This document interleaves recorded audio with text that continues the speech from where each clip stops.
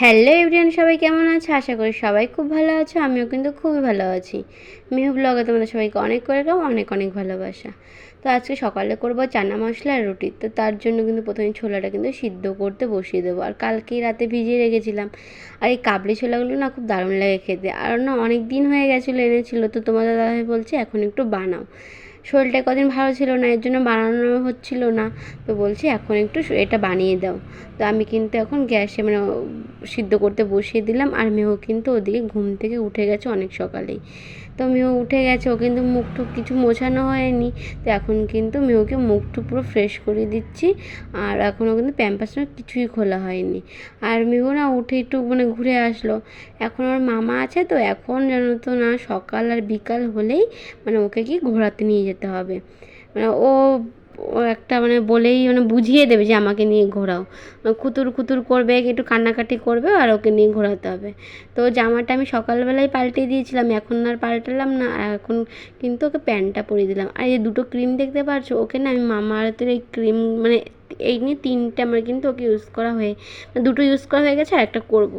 তো এখন যেটা মাখছি এটা আগের মানে এটার অল্প একটু আছে, আর ওটা না কালকেই মানে আসলো। তো সত্যি কথা বলতে মামা আর্থের ক্রিমগুলো এতটাই ভালো, এই বেবি ক্রিমগুলো। ওর জন্য আমি এখন একটা বডি লোশন অর্ডার করেছি মানে মামা আর্থের। তো ওটাও দেখছি, ওটাও খুব ভালো, মানে ওর তো খুবই ভালো করে শ্যুট হচ্ছে মানে স্কিনে। তো এখন কিন্তু আমি ওকে মানে ওর মামার কাছে দিয়ে তো চলে আসলাম রান্নাটা করতে। আর এইদিকে দেখেছো মানে নুন আর হলুদ দিয়ে সিদ্ধ করেছি। হলুদটা দিলে না কালারটা সুন্দর হয়। আর যদি শুধু শুধু লবণ দিয়ে সিদ্ধ করতো না, তাহলে অতটা সুন্দর কালারটা আসতো না। তো এখন কিন্তু মশলাটা কষাবো। তেলের মধ্যে তেজপাতা, জিরা আর পেঁয়াজ দিয়ে এখন কিন্তু জিরা বাটা, আদা বাটা আর কটা মানে 3-4 কোয়া রসুন বেটে তাই কিন্তু দিয়ে দিলাম, আর টমেটো বাটা। এখন নুন হলুদ দিয়ে ভালো করে কষিয়ে নেব। আর এদিকে কিন্তু মেহু খুব কান্নাকাটি করছিল। আর সকালে ওকে কিন্তু আমি কলাই দিয়েছি আজকে। কিন্তু আর অন্য কিছু করিনি ওর জন্য আলাদাভাবে। তো ভাবছিলাম যে একটু সেরিল্যাক্স দেবো, তো আমার মহারানী সেরিল্যাক্সটা খেতেই চায় না। তো দেখো তোমার সাথে কথা বলতে বলতে আমার মশলাটা কিন্তু পুরো কষানো হয়ে গেছে, তেলটাও ছেড়ে দিয়েছে। এখন কিন্তু ছোলাগুলো দিয়ে দেবো। আর এই ভিডিওটা কিন্তু ভাই করছিল, ভাই কিন্তু ছোলাটা মানে দিচ্ছিলো। তখন আমি কিন্তু মানে মেহুর কাছে ছিলাম, মেয়ে একটু কান্নাকাটি করছিলো এর জন্য। ওর মাঝে মধ্যে আমি দেখি যখনই মানে আমার কোনো কাজ টাজ থাকে তখনই ওর মার কথা মনে পড়ে, তখন ওর মার কাছে আসতে হয়। এই যে আমার যে শরীর খারাপ হলো 2 দিন, এমনি সময় তো আমার কাছে আসে না। যখন শরীর খারাপ হয়েছিলো তখনই ওর মার কথা মনে পড়ছিলো, মার কাছে আসতে হচ্ছিলো। আর এদিকে দেখো আমার কিন্তু মানে ছোলা বলতে প্রায় হয়েই গেছে। আর আমি না সামান্য একটু চিনি দিয়ে দিলাম। চিনিটা দিলে না টেস্টটা সুন্দর হয়, কালারটাও কিন্তু খুব সুন্দর আসে।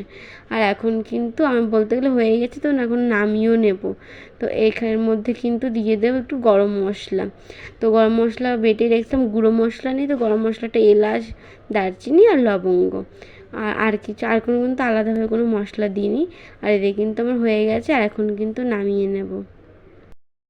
এই মাত্র রান্না বান্না কমপ্লিট হলো, আর হচ্ছে রুটিটা চলে গেল। আর তোমরা দেখতে পেলে চানা মশলা। তো এখন ঘরে গিয়ে দেখি কারেন্ট নেই, এতটা গরম মানে সহ্য করা যাচ্ছে না। কালকে থেকে তো আজকে একটু বেটার আছি, মানে ভালো তো লাগছে। তো এই গরমে এরকম গরম পড়লে আবার মনে শরীর খারাপ হয়ে যাবে এরকম মনে হচ্ছে। তো যাই হোক এসে মানে প্রচুর পরিমাণে জল খাচ্ছে। তোমাদেরও বলি যে প্রচুর পরিমাণে জল খাও, মানে এতটা গরমেই সবার শরীরটা খারাপ হয়ে যাচ্ছে। তো যাই হোক গাইস, তুমি ভিডিও দেখতে থাকো। আর এদিকে কারেন্টের অপেক্ষা করতে করতে কারেন্টটাও কিন্তু চলে এসেছে, আর আমরা কিন্তু খেতেও বসে পড়েছি। আর গরমের মধ্যে কারেন্ট না থাকলে কেমন যে একটা অবস্থা, মনে হয় কখন কারেন্ট আসবে, কখন আমরা জীবন ফিরে পাবো, এরকম একটা অবস্থা। আর খেয়ে দিয়ে মিহুকে স্নান করিয়ে দিয়ে এখন কিন্তু চলে আসলাম দুপুরে রান্নাটা করতে।